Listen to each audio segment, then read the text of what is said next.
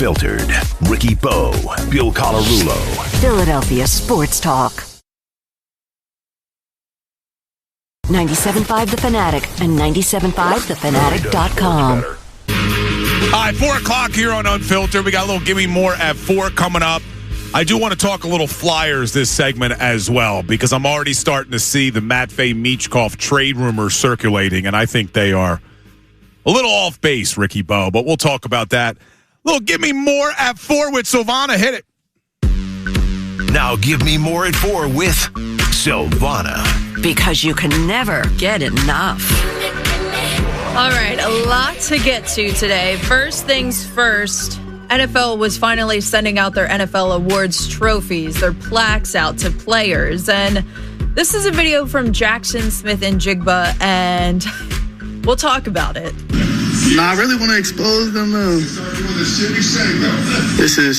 getting disrespectful, guys. Defense, come on, bro. One word, man. All right, so you could see it on the TV side of things. If you scroll in on his trophy that he got, he obviously was Offensive Player of the Year. He is a wide receiver, in case you are not aware of that. They spelled it where the O looks very similar to a D. So he thought that he got the 2025 Defensive Player of the Year. The NFL has come out and said that that is actually an O, and they have just misspelled Offensive Player of the Year. They have spelled it O-E-F instead of O-F-F. And mind you, let's also go back to the NFL Awards ceremony where they had Drewski announce his name, and they butchered his name, which was very obviously on purpose by Drewski because he's some type of comedian. So now he's like, it's getting disrespectful at this point. That's what he said on the story. Wait, hold on. I'm looking at this picture right now. That's a D. Like, I don't know what the NFL is saying. It clearly says Defensive Player of the Year instead of offensive. If you look at the O underneath of it, it does look similar, but I do think that there is a slight difference in the letters, and I do think it says defensive. Yeah, they made a mistake, because you're telling me that it's more likely that they would spell offensive O-E than accidentally putting defensive? No, they put defensive by accident. The same. That's a D. There's a very slight differentiation. What is it, Ricky? It's a big D, is what it is. It's all caps. It's very similar to the O. It's definitely a capital D. Oh, man. Are they going to fix it for him? I guess so. I guess they are, because, they come out and said that they just misspelled the word and were spelling. Why deny it? Just admit it. There's no way that someone would misspell offensive like that. Wait, is this not somewhat comical, considering what the PGA Championship, the guy does it on site for the Wanamaker? The woman does it. There was a guy doing it. No, it was an older woman who was engraving it that they kept showing during the commercials. They do it right on site. Like, don't you think that they would triple check the spelling rather than actually that it was the correct award? That's my thinking. I know maybe they're not triple checking that it's the correct award, but I think instead of right before engraving it, I think that they are confirming that everything is spelled correctly. Now, I think the engraving on those are not like etched by a person. That is just typed into a computer and it comes out. I think you're right. But now, I still think you check it. Has Myles Garrett weighed in? Does his trophy say Offensive Player of the Year? I've not seen anything. But did they mess it up? Yeah, someone was like, they must have ordered it from Fanatics. Oh. Yeah, poor JSN, though, because you're right. They butchered his name on purpose, which they were not happy about. Who's the comedian again? Drewski. He's like a YouTuber, TikToker. Yeah, that was messed up. That was messed up. Yeah. And he was using a racial slur when he did it. And that's how he gets announced that he's the winner. And now they mess up the trophy. Once in a lifetime situation. And this is how it happens. Now, to bring this around to a positive, though, the way they use JSN in Seattle, I could see Sean Mannion using Devontae Smith in this offense with A.J. Brown on his way out. I would Offensive love that. Player of the Year, Devontae Smith. That. I'll take him getting a Defensive Player of the Year trophy next year. Oh, yeah, of course you would. Why wouldn't you? Well, he would be the second wide receiver. I don't even think I would have, like, back in the day, if I would have won something like that, I would have just said, hey, you kind of misspelled something on it. I would never take it to social media. Ricky, but also consider the fact that, one, this is a different age where everything goes on social media, and the fact that they butchered his name at the awards. But whose choice? Oh, that's probably why it went on social media. I guess you're right. That's why he said it's getting disrespectful at this point, because it's in conjunction to the award ceremony as well. So much for two wrongs don't make a right. Also, speaking of wrongs, my wife is texting me, right? Yeah. And I'm clearly on the air doing a show. Yeah. And she's texting me, not sure why you're ignoring me. Are you serious? Yeah, maybe because I'm on the air, babe. So, I just wrote her back. I said, I'm going to yell at you on the air now. And you definitely just had nuts. I did. I just had my kind bar, too. I just had my kind bar. But what do you mean you don't know why I'm not responding to you? It's because I'm on the air trying to do a show here. He's not good at multitasking. No, I am not. Most men are not good at multitasking. I'm not good at it either. All right, what else you got for us? All right, next, moving on, Ricky, I just need to know, what would you have done in this scenario? We'll explain a little bit more after the video, but... Hitting for the first time. Here's a fly ball, center field. It's hit well. Bolte's back near the wall. It's gone! Unbelievable! What a finish! Zach Neto says goodnight to the A's, and JT Ginn walks it off with a home run. So the pitcher for the Athletics was having a no-hitter in the 9th inning. The first batter before this home run gets on base, breaks the no-hitter, and then that 2-run home run to walk it off. What a blow in back-to-back. Wait, so he blew the no-hitter and then the game. So basically, back-to-back. Blew the ball game in basically two hitters. That kind of happens a lot, doesn't it, though? There's like a letdown from the pitcher. Ninth inning. Yeah, not in the 9th inning. I mean, I've seen it happen where a guy has like a no-hitter through 6, gives up a hit, next guy hits a home run. Now all of a sudden they're losing 2-1. But in the 9th, you're right. In the 9th, you are 3 outs away from completing a no-hitter. Your family's probably crying, watching the TV. You are trying to soak in the moment, and then boom, just like that, it all I bet collapses. you the family was crying more after the home run than they were before. Absolutely. And especially like being on a team like the Athletics as well.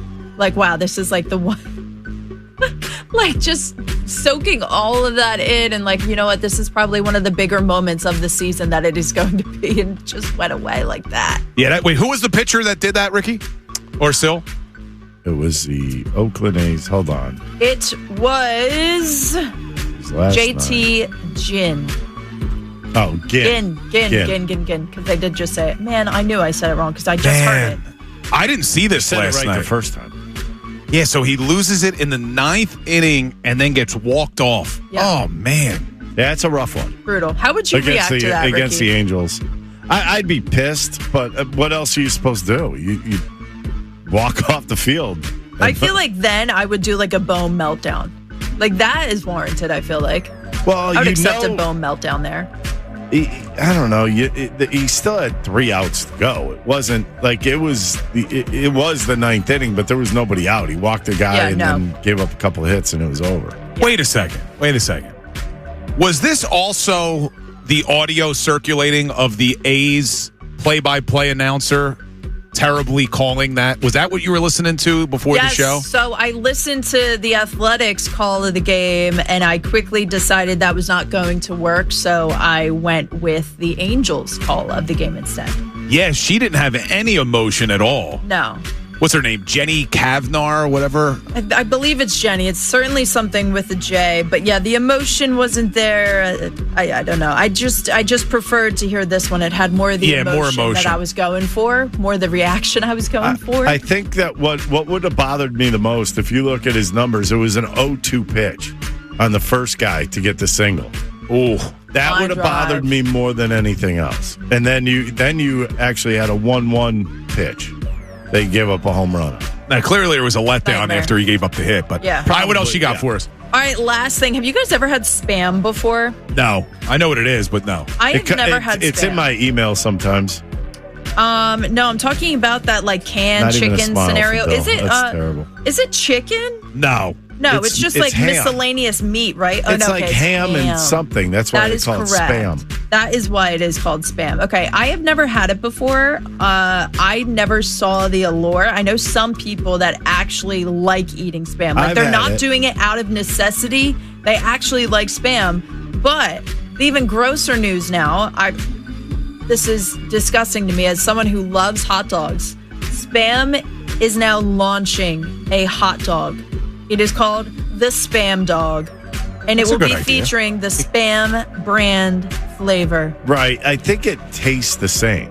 Like, Yes. in all honesty, when you fry it up, you put it in a pan, fry it up, it tastes like a hot dog, except for it's not shaped like a hot dog. So spam is 90% of the meat is high quality pork shoulder, and the other 10% is ham. There you go. So it's pork shoulder and ham. That's what makes spam. I Right. don't think I'm going to eat any ham out of a can. I mean, it just looks, But you'll eat a hot dog. What's the difference? And it's been around forever. I don't know. The hot dog's refrigerated. At least that aspect makes me feel a little bit less. Yeah, I've never had. inclined. I I'm have more never inclined. had spam. I Yeah, I've have. never had It's spam. not bad at all. Well, I guess spam's not going to be sponsoring Gimme More at 4 since Silvana just killed it. That's all right. Thanks a lot, I'm so. all right by that. I mean, at least they're not a sponsor. All right, give me more at 4. We do it every day at 4 o'clock. Good stuff, Silvana. I should maybe bring them in when they do launch. Like there are some out, but it's not completely national yet. I guess maybe I should probably bring them in Spam hot for us dogs. to try. Can't be that bad. I'm not really a hot dog guy. Yeah, so. I know. You Yeah, but it's refuse not our really a hot hot dog dog. eating. I It's tried really to spam. I tried to coordinate a hot dog eating contest, and Bill said no because he wouldn't eat. Oh, yeah, the hot dogs. Flyers wanted us to do that. Yeah, I know people that eat hot dogs raw. That's nasty. Well, it tastes like bologna. I Well, give it to my dog. The Flyers wanted you and I to do a hot dog eating contest. and they said Yeah, no. that's all I need. I worked my ass off to lose weight, and now let's just have 20 hot dogs so I my put it all back on in one God. shot. Maybe we do That's need to make not that how it happen next year. works. All right, speaking of the Flyers, though, this is a nice segue. It's not a metabolism. I'm scrolling social media, and of course, Matvei Michkov gets the most clicks, right? Because a lot of people are worried about Michkov and what's going to happen this offseason. And I see, Frank Saravelli, right? He does a nice job covering the NHL. Well, he has his podcast called Frankly Hockey. And this is what he put out yesterday. Matvei Michkov is incredibly young at 21. I get that. But I think he's got an uphill challenge and climb. And I wonder if there's any part of the Flyers that think, let's do this now before further exposing some of the flaws in reference to him being traded. The kid's only 21 years old, man. Like, I believe that Tocchet handled him the right way this year. I think it was fine that they sat him down in the postseason a couple of games because I felt like he did look overmatched.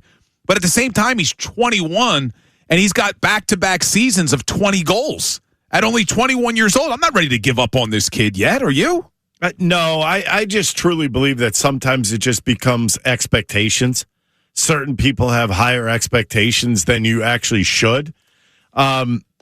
I think it's actually interesting because you hear other players talk about him. One of them has been Konechny that I've heard talk about it. And he said there's growing that you need to go through in the NHL, and it's just not as simple as everybody thinks. Some guys get it right away. Other guys, it may take 2-3 years down the line. Here's a perfect example. Chris Pronger was not that great when he first came up into the league. He was young. He wasn't as strong as he ended up being, and he got pushed around a lot. You know what happened to him, right? Turned into an unbelievable defenseman. Unbelievable. I would not give up on somebody this quickly. Now, if you're in agreement with Ricky and I saying no way you give up on him, you'll like what Anthony DeMarco had to say. So Anthony DeMarco is a guy who's been pretty much in the know with a lot of things Flyers related. So he put out, and now this is a little interesting too, basically saying that Michkov is not that highly regarded around the league. Here's the quote from DeMarco. By all accounts, Matvei Michkov is not held in high regard by plenty of team personnel members across the league at this point. With that being said, the Flyers are in no hurry to run Michkov out of town. So I don't know. Take the part out about other personnel in the NHL not being high on him. If that is in fact true, though, you certainly don't want to sell low on Michkov. And you don't want to run a kid out of town who's only 21. The only way that I would consider trading Michkov is if it meant you get a top center or top defenseman back in some sort of trade. I'm not giving them away. That's the one point that I would throw out there. There is in no way, shape, or form, if I am Danny Briere, am I saying, oh yeah, we're just trying to get rid of him. No, that's not really a point that you want to end up being in, especially with a young kid like that. I think the one thing, if it's going to get you something that you believe is going to put you over the top, okay, fine. Then I would understand that. But to give up on a 21-year-old, I don't think is the greatest thing in the world to do at this point for the Flyers. Let me ask you, I'm going to throw out two names.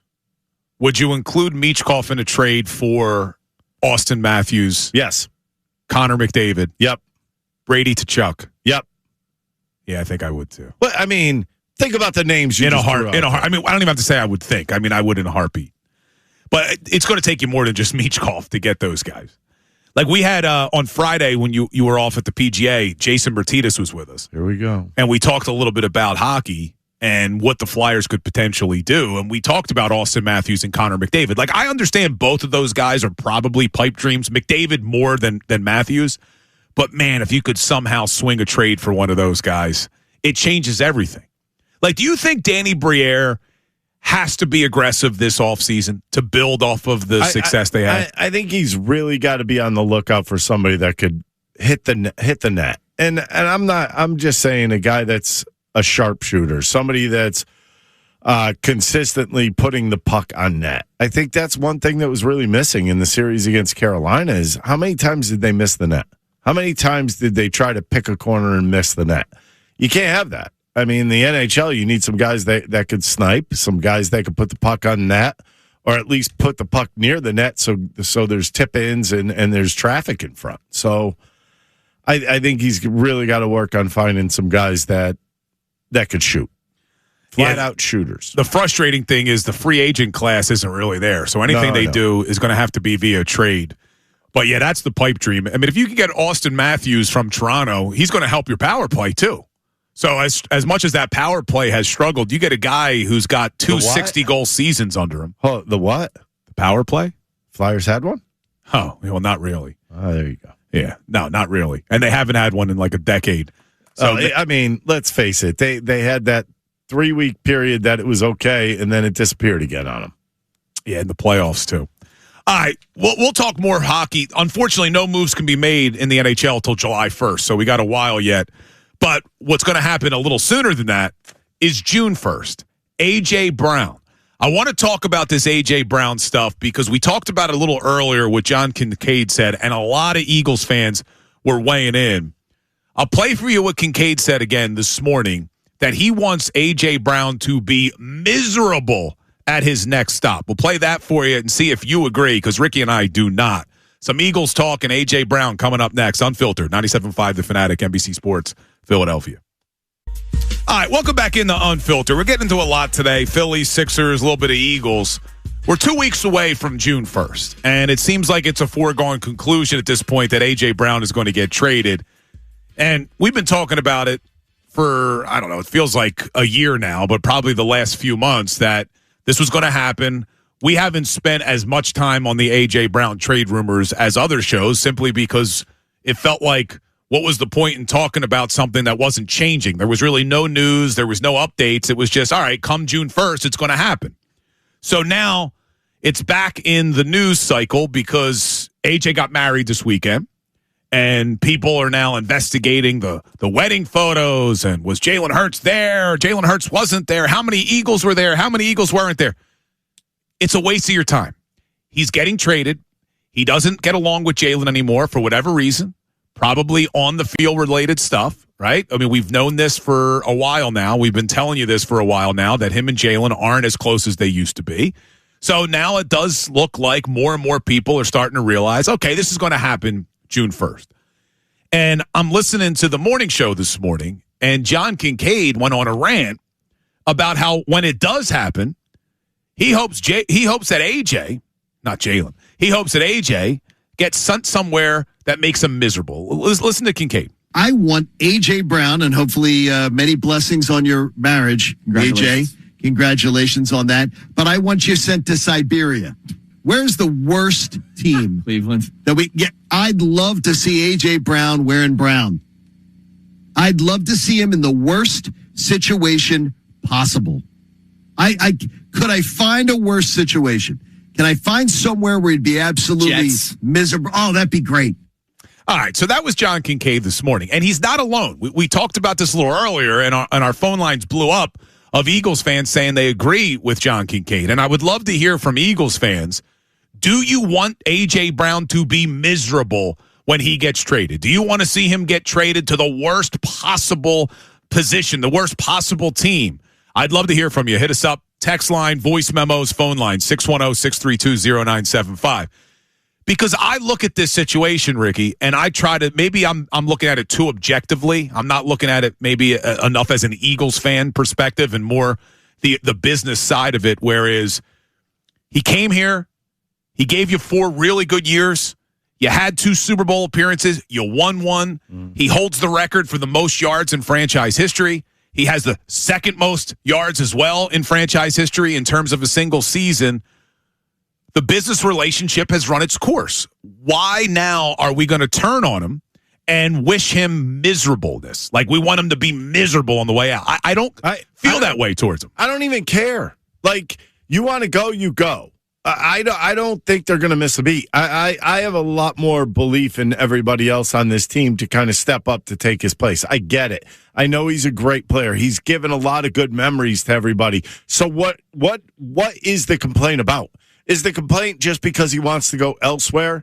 I mean, it's not like he said, I want to go to Chicago because that town is better. Or I want to go to Miami because it's sunny and there's South Beach. You never heard him say anything like that. This is just about business. And he wants to be elsewhere because of business opportunity. It's let me put it this way. We're in a job. If you didn't like who you work with, like I don't like Bill. But I got to put up with him. Because if I ask for a trade, Silvano will be upset. Yeah. Okay? Yeah, it's the exact scenario. I'm Jalen Hurts. Yeah. I'm the Super Bowl MVP. And you're just the disgruntled one. About what? Yes. If I'm disgruntled, I'm going to ask to be out. Not. Maybe it's not just for his own sake. Maybe it's for his teammates' sake. Although we heard that he's a great teammate. But maybe they don't want to see him miserable. You ever think of that? Yeah, I mean, it's possible. Look, from all accounts, and I've said this repeatedly, every single person you talk to who's associated with the Eagles will tell you AJ is a great guy, a great teammate, and they love having him there, and that he's done a lot for his teammates. But for whatever reason, whether it's individual statistics, which a lot of people think that it is, his relationship with Jalen has run its course. And I don't think that A.J. Brown's frustration was directed just towards Kevin Patullo because he wouldn't be getting traded now that Patullo's gone. I don't think it was just with Nick Sirianni. There is clearly an issue between A.J. and Jalen. And when Jalen Hurts is the franchise quarterback and he's the Super Bowl MVP, you're not trading Jalen Hurts. So the wide receiver is going to lose that war 99% of the time. So A.J. is going to get traded. But I don't view him like I viewed other athletes leaving the city. Like Ben Simmons, yeah, I wanted him to be miserable. J.D. Drew, until I talked to Ricky about the contract they actually offered him, we wanted him to be miserable, right? Al Horford, I couldn't stand after he left. Andrew Bynum is another one. And I'd love to hear from people with Philadelphia athletes where, yeah, you did hate them on the way out. I don't hate A.J. Brown. And I also am not buying the narrative, because I know there's going to be people who throw this out, that he gave up in that playoff game against the 49ers. I know it didn't look great. I know he dropped a couple passes. I know sometimes you look at it, it looks like maybe he wasn't going 100%. I think the guy's the ultimate competitor. He had a really bad game, though. It was a bad game, and you can't be talking you want the ball and then not deliver in a big moment like that playoff game. Who doesn't have a bad game? I mean, I think it was also paired with the fact, though, there was evidence of him not completing his routes, not going full speed. Like, you know what I mean? A lot of people were questioning his effort far before that game. Yeah, I never bought that he wasn't given full effort. I know sometimes on the film it might look like, oh, the ball's in the air and AJ's not giving full effort. I get Maybe he's not completing his routes all the time when you're the fourth or fifth option in the route, and that's unacceptable. I understand that. But I also don't think he's a guy who would sabotage the season. Oh, he wasn't trying. Because I've heard people say, oh, well, he wasn't trying because he didn't want to win. Like, I don't think he's that type of guy. I think he's the ultimate competitor. But, yeah, there were times where it didn't look good on film. I'll admit that. But I just don't look at AJ as being a guy that we should be hating on the way out. He just doesn't appear to be that type of player. Okay, and I've looked back on those plays against the Niners. There were 2 plays in that game. I don't know if he was going to get to either one of those balls. I think they were both. One of them was thrown inside of him, if I'm not wrong, and he would have had to stop, come back. I don't know if he would have had time to even do that. But, I mean, to say a guy's dogging it in a game, I'm not buying that, especially a playoff game with A.J. Brown. I want to hear from Eagles fans, though. Pick up the phone and call. I want to talk to Eagles fans on this. You can call the phone line 610-632-0975. If A.J. Brown is, in fact, traded in 2 weeks, like we all expect him to be, what's kind of your message to him on the way out? So you could pick up the phone and call. You could also send your text to the Davis Honda text line. If you want your voice heard, but you don't want to pick up the phone and call, just send a voice memo. It's the same number across the board, 610-632-0975. I mean, what's your message to A.J. Brown? Yeah, I mean, listen, I wish him well. Like, I don't know why you would be angry at a guy that has helped deliver a championship here. And I get he asked for a trade last season. I don't believe that he did anything that derailed this season. He wasn't doing sit-ups in his driveway like Terrell Owens. He wasn't refusing to play like Ben Simmons. He wasn't out bowling even though he had a foot injury like Andrew Bynum was. He wasn't Al Horford, who looked like he was completely washed up, and then somehow when he gets traded, gets back to being the guy he was that was our nemesis for all those years with Boston. Like, there were other athletes that I understood being angry at on the way out. AJ doesn't. He doesn't feel like that towards me. Like, I don't look at him that way. You haven't heard any player on the Eagles say a negative word about him, man. All of the negativity about A.J. Brown comes from media and fans. You cannot point to a single Eagle, current or former, that has ever said a negative word about A.J. Brown. And let's take it a step further. He gets traded from the Tennessee Titans. Vrabel lost his mind when they traded him. And now Vrabel is trying to get him back on the Patriots. Does that sound like a guy that we should be hating on the way out? Sounds like he's a pretty liked player, isn't he? Yeah, I would say he's beloved by his teammates and beloved by like coaching staffs and whatnot. And if you were to ask me if Vrabel and the Patriots want him over there, he is a great teammate because, like you just said, Mike Vrabel already had him. He knows exactly what he'd be getting in a player like A.J. Brown. I mean, granted, you know what he brings to the table on the field, but obviously you must know what he brings to the table off the field, and that makes him, you know what, a valuable commodity in my eyes. Yeah, look, he is going to be valuable. Now, how valuable will he be is another question. So we keep assuming. The Patriots also don't have any wide receivers, really. Well, they signed who'd they get from Green Bay? Dobbs. Was it Romeo Dobbs that they got? I mean, he's not A.J. Brown. I still look at A.J. Brown as one of the top in the NFL. But are the Patriots where he's going to go? Because there was a new report today that we'll get to coming up that there might be other teams involved in the A.J. Brown discussion. And this could be really good news for the Philadelphia Eagles. But before we get to that, what is your message to A.J. Brown if he does, in fact, get traded? Are you wishing him to be miserable, or do you want to see him succeed and have a nice rest of his career with the 4 years he gave us? I would love to hear from Eagles fans, 610-632-0975. Let's get a text in here on that, Silvana. What are people saying on the Davis Honda text line about A.J.? All right, let's see. Where's the one I wanted? Chris. Bill, you cannot have those behaviors and be labeled a good teammate. That's the complete opposite. He was unhappy when winning if he didn't get his. Since when is winning not enough? Shameful, his behavior, and wanting out. Right. Winning the Super Bowl, if you remember that was the only weird thing that I take from it. Remember he won the Super Bowl? He goes, yeah, it was great holding the trophy. Yeah, he wrote that long Instagram post that it didn't do it for him. It was more, beating the defensive back. I understand all of that from the perspective on the outside looking in. But find me one teammate of A.J. Brown in his entire career. How many years he's been in the league now? 7 years. 3 with Tennessee and 4 with the Eagles. Find me a teammate that had a negative word to say about A.J. Because the texts are saying he's a bad teammate because of X, Y, and Z. And I've heard a lot of people say, oh, he's a bad teammate. And he gave up, and he's this and he's that. Find me one of his teammates who have ever said that A.J. Brown was a bad teammate. And I'll admit I'm wrong if you could find it. Because I have never seen anyone say a word about A.J. Brown. Have you? No, I haven't. And that's an interesting thing because what will be interesting is when he does leave, if anybody has something to say. You're right. Then people might be willing to speak. Yep. But all right, I'd love to hear from Eagles fans. We'll continue this conversation coming up on AJ. But is it in fact going to be the New England Patriots? Recent developments. There might be another team involved on the A.J. Brown trade front, and why that would be great news for the Philadelphia Eagles. We'll continue this conversation next. Unfiltered, 97.5 The Fanatic, NBC Sports, Philadelphia.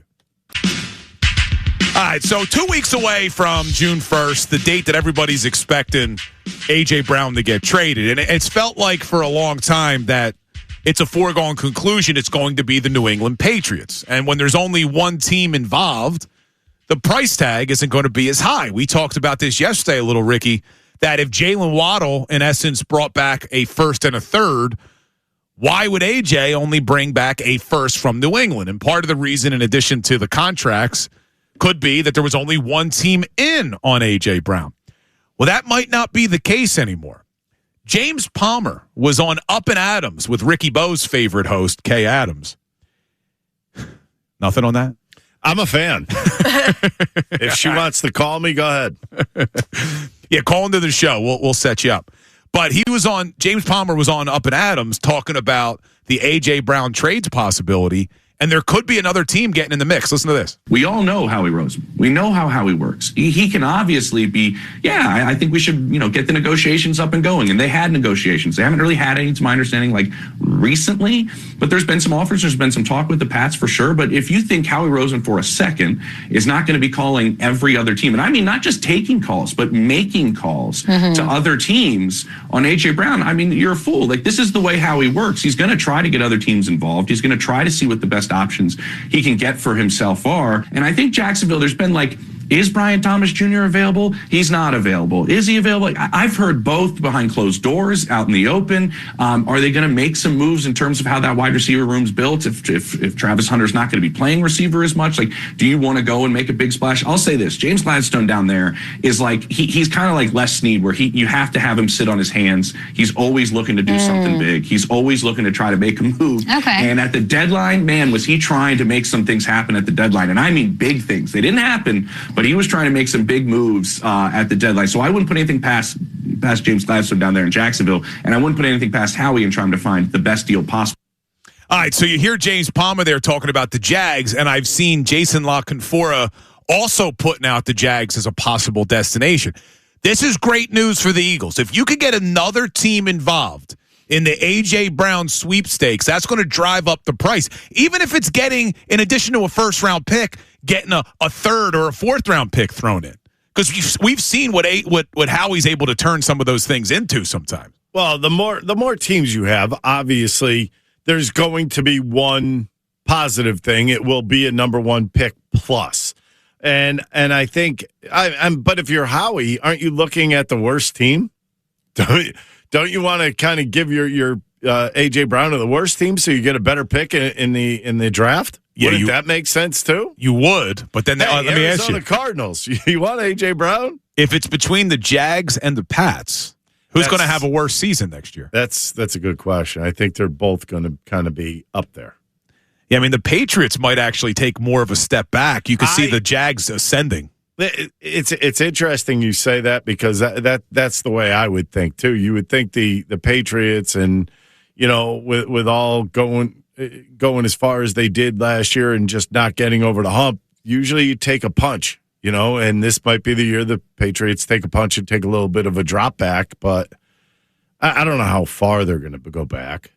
The Jaguars are one of those teams, like, One year they're good, one year they're not. You just never know what you're going to get. Good coach there now, though, in Liam Cohen. Straight Forrest Gump. Yeah, he's a good coach. All right, let me look at the NFL odds right now. To win the conference in the AFC, the Patriots are a plus 800 and the Jags are a plus 1,200. Not too far apart. No. The Ravens, Bills, Chargers, and Chiefs all have better odds than the Patriots to win the AFC. I'm surprised with the Chiefs. Well, they're expecting Mahomes back at some point, I guess. Well, but how early and what percentage is he going to be when he does come back? You don't know if he's going to be 100%. It takes a while to come back from injuries like this. This is what that's what I don't get. And were the Chiefs really that good last year? No, it was their worst year. So in what quite makes some them time. that much better right now? It's hard to bet against them 2 years in a row, though. Yeah, I get it. Andy Reid's a good coach, man. Yeah, I get it. You know what? I guess they've added some guys. I understand that part, but that offensive line was a little bit porous, and their defense wasn't great last year. So that's a lot of holes you have to fill. And they traded away one of their best defensive backs. All right, but the A.J. Brown discussion, we'll see what happens, who he gets traded to. But there was a lot of discourse today. It started on the morning show and continued middays and now here about how fans are going to react to A.J. Brown once he's traded. John Kincaid said he wants him to be miserable. And Ricky and I are saying we can't really get there. The guy gave you a lot in 4 years. You got a Super Bowl championship. You had another Super Bowl appearance. I wish A.J. nothing but the best, and I haven't heard from anybody associated with the Eagles that he's a bad teammate. But we're curious what Eagles fans are thinking about this. Text line's been blowing up. Phone lines are blowing up. Before we get to the Davis Honda text line, let's go to Paul from Delaware on the phones. He wants to weigh in on the A.J. Brown discussion. Paul, what's going on, brother? Hey, Ricky. Hey, Bill. Hey, Savannah. Look, Brown wants to go because Brown wants to go. Okay, I can't stand a player. I mean, he went to 2 Super Bowls. He's not happy. He got paid by Philadelphia. He's not happy. Okay, the fans love him here. He's not happy. Okay, if you get all of that from your town, from your team, and you go into Super Bowls and you're still not happy, good riddance, goodbye, see you later. Trade him to Siberia or trade him to the UFL, any place, because you don't deserve to be here. Man, and Paul's not alone in that sentiment, but let me just look at this from a different perspective. And I get it. In sports, Ricky, it should be all about winning. I understand that. And the Eagles have won a lot in the 4 years that AJ has been here. But if you're a wide receiver and you're playing for a team that is in the bottom of the NFL in pass attempts 2 years in a row, and fair or not, I'm not saying that this is the main reason why, but if you perceive it to be as a wide receiver that we don't throw the ball a lot because of our quarterback, I could understand why a wide receiver would say, I don't want to play for a team that doesn't want to throw the ball a lot. That's the whole point. Ricky, it would be like when you were a closer, a team that rarely had save situations. Oh, wait. Hey, you did play. I had that. You did play for that team. I did have that team. And listen, you didn't ask for out, but of course you would have rather had more save opportunities. Yes, you always would want more of what your job is supposed to be. I mean, when I was closing, you wanted as many save opportunities as you could possibly get. I think 1 year I had 37 opportunities. I mean, that's not a lot for a closer at the big league level. But the one thing that you have to take into consideration is this wasn't his first stop either. Yeah, he was unhappy in Tennessee, too. He was unhappy in Tennessee. I mean, these guys, there is a trail that all these wide receivers leave. You call them divas, you call them whatever you want, but they do leave a trail. Some of the trail repeats itself, and maybe that's happening here with A.J. Brown. It happened down in Tennessee. He wasn't happy. He got out of Tennessee, came to Philadelphia. Has he ever been 100% happy here? Well, all right, during the break, I'll let people behind the curtain a little bit. I sent a text to a reliable source with the Philadelphia Eagles. And I said, it's amazing to me how many Eagles fans have turned on A.J. Brown. It's happening right now on the air. And the response I got was, it's unfortunate that they don't know what they're talking about when it comes to A.J. So I'm telling you, people inside that building view the guy so much differently than what the fan base is now viewing him. And it's not everybody. Like, the Davis Honda text line's been blowing up. Are there texts coming in of people who are wishing him the best? Or is it mostly like what we've heard on the phone lines of people angry at him? It's pretty mixed. I would say that there's probably 60% more negative, but we have Tom who's like, hey, Philly fans, you need to get it straight. This guy helped us get to 2 Super Bowls and win 1. I don't know what you hate about a guy that helps us get there. Just know there's probably some internal turmoil that is not good for the team. He is a good guy and realizes it cannot be fixed without leaving and going to another team because he's not the franchise quarterback. Yeah, that's the key is when you say he's a good guy. That's what we have heard. And like I've said before, I've heard stories of some of the things he's done that has not been made publicly in a good way, of things that he's done for his teammates. He's a good guy. That's why I can't wish him to be miserable. I want to see him happy. I would have liked if it ended differently. You know, I loved having A.J. Brown here. He's one of the best receivers in franchise history. It didn't work out that way. Well, look, we got a lot of voice memos on that subject. We hear you coming up at 5:25. But I also want to get to the Phillies, Ricky Bo, because they tried to make it 17-4 under Don Mattingly coming up. We'll get the lineup. But before we do, we asked the question to start the show on the Twitter poll today. You watched Bryson Stott and Alec Boehm help win that game for you last night. And I'm calling them role players because they're not your elite talent. They're not Bryce Harper. They're not Kyle Schwarber. You're watching some of the role players step up and help you win games. Are the role players good enough on this team? Twitter poll standing strong for 3 hours now, thanks to Dr. Avidan Appel of Iron Mountain Men's Health. What we got, Sil? Do you believe the role players on the Phillies are good enough, yes or no? 69% are voting no, 31% voting yes. All right, well, let's find out what the lineup is coming up next, because you might need those role players if Kyle Schwarber is not back in the lineup, and it doesn't look like he is. So coming up next, we'll take a look at the Phillies lineup tonight, and we'll talk about the fighting Phils and why they've been so damn good under Don Mattingly. Keep it here. Unfiltered continues. 97.5 The Fanatic, NBC Sports, Philadelphia.